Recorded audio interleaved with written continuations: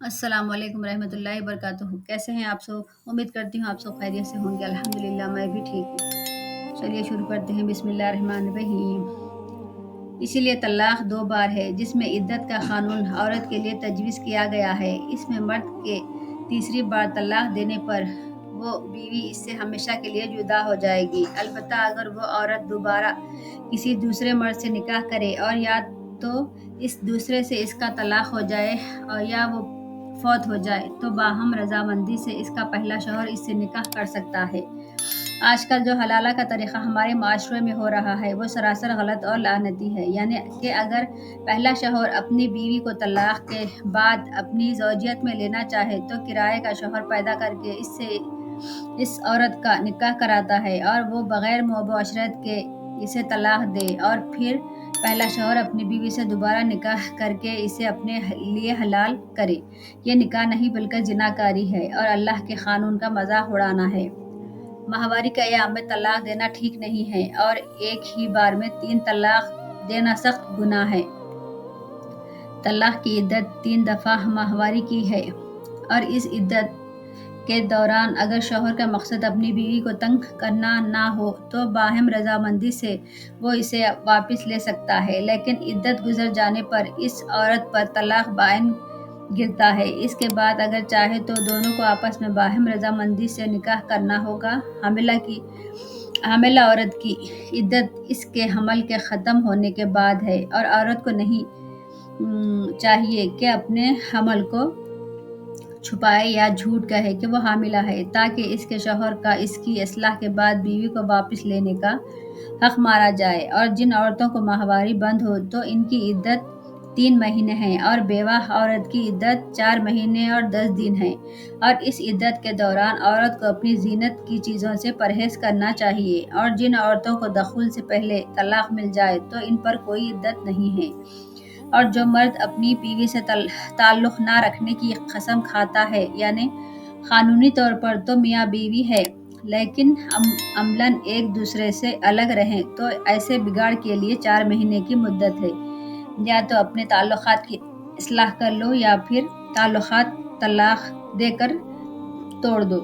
ये हुक्म सिर्फ इस तरह ताल्लुक़ के लिए है जो बिगाड़ की सूरत में है। और अगर शौहर इस इद्दत के अंदर अपनी बीवी के पास वापस गया तो इसे कसम के तोड़ने पर कुफ़ारा अदा करना होगा, जो कि 3 दिन के लगातार रोज़े हैं, या 10 मस्किनों को खाना खिलाना है, या फिर एक लौंडी को आज़ाद करना है। और इसी तरह अल्लाह के नाम पर दिल से जो पुख्ता कसम खा लो और फिर इसे तोड़ दो तो यही कुफ़ारा देना होगा। और हाँ, अगर तुमने अपनी बीवी को खामखा नारवा बात पर छोड़ा है तो खूब समझो कि अल्लाह तुम्हारी ज़्यादती पर तुम्हें ज़रूर पकड़ेगा। तलाक देने के बाद इसे अपने हुस्न अखलाक से रुखसत करो और हो सके तो इसे जो भी महर जेवर वगैरह दिया हो वापस ना लो, बल्कि इसे कुछ ना कुछ देकर रुखसत करो।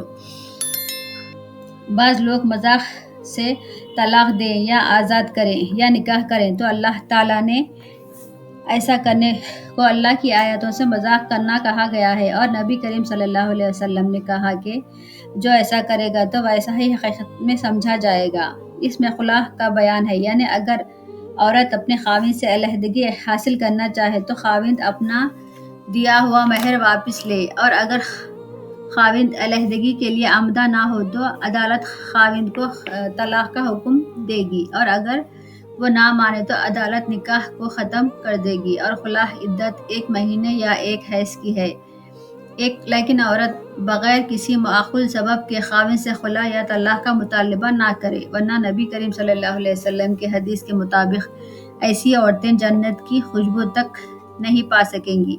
खुला के बाद शौहर को हक़ नहीं रहता कि वो बीवी को वापस ले। बाहिम रजामंदी से निकाह करना चाहिए तो कर सकते हैं। इसी तरह औरत और मर्द को अल्लाह ताला फरमाता है कि बराबर का हक़ दिया गया है, लेकिन मर्द को औरत पर कुछ थोड़ी बरतरी हासिल है, यानी ताकत में, जहाद में जाने के लिए, रोटी कमाने और घर बीवी बच्चों की जिम्मेदारी के लिए। अल्लाह ताला फरमाता है कि मियाँ बीवी का ताल्लुक़ जैसे खेत और किसान जैसा है। खेत में इंसान पैदावार के लिए जाता है और मियाँ बीवी के लिए یہ نسل کی پیداوار ہے، اسی لیے اپنی نسل برقرار رکھنے کی کوشش کرو اور اس نسل کو دین اسلام اور اچھے اخلاق سے آراستہ کرو تاکہ نیک نسل کی بنیاد پڑتی جائے۔ اور ہاں، کبھی مشرک عورتوں سے نکاح نہ کرنا اور نہ ہی اپنی عورتوں کا نکاح مشرک مردوں سے کرنا جب تک وہ ایمان نہ لائے۔ ایک مومن لونڈی یا ایک مومن غلام اس لحاظ سے بہت بہتر ہے۔ اگر ایک فرد کسی مشرک کے عشق میں مبتلا ہو بھی جائے تو اپنے ایمان اور اپنے اللہ کی خاطر اپنے جذبات کو قربان کر دے، اور حیض کی حالت میں ایام ماہواری میں اپنی بیوی سے مباشرت مت کرو۔ میاں بیوی اگر طلاق یا خلا سے الگ ہو گئے اور بیوی کی گود میں دودھ پیتا بچہ ہے تو بچے کا باپ اپنی طاقت کے مطابق اسے روٹی کپڑا دے اور دونوں ایک دوسرے پر ظلم کرنے سے باز رہیں۔ مثلاً باپ یہ کوشش کریں کہ زبردستی بچہ ماں سے چھین لے یا پھر ماں اپنے دودھ پلائی کا معاوضہ باپ کی حیثیت سے زیادہ کا مطالبہ کرے۔ یہ سخت ظلم ہے، اور ماں کو حکم ہے کہ بچے کو 2 سال تک دودھ پلائیں۔ اس سورہ میں شراب اور جوئے کو سخت ناپسندیدہ کہا گیا ہے، حالانکہ اس میں تھوڑی بہت دنیوی فائدے ہیں، لیکن ان کا گناہ آخرت میں کچھ زیادہ ہی گنا جائے گا۔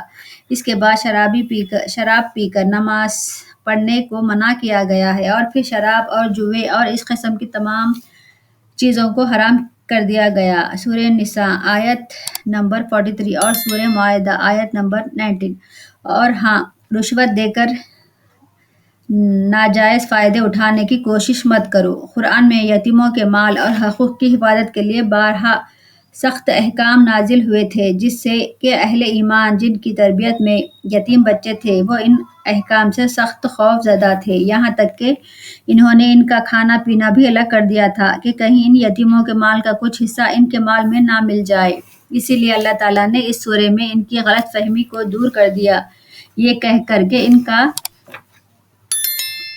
کھانا پینا اور رہنا سہنا اپنے ساتھ رکھو، بشرطے کہ یہ تمہاری نیت ان کی میراث کو ہضم کرنے کی نہ ہو بلکہ ان کے ساتھ بھلائی کرنے کی نیت ہو۔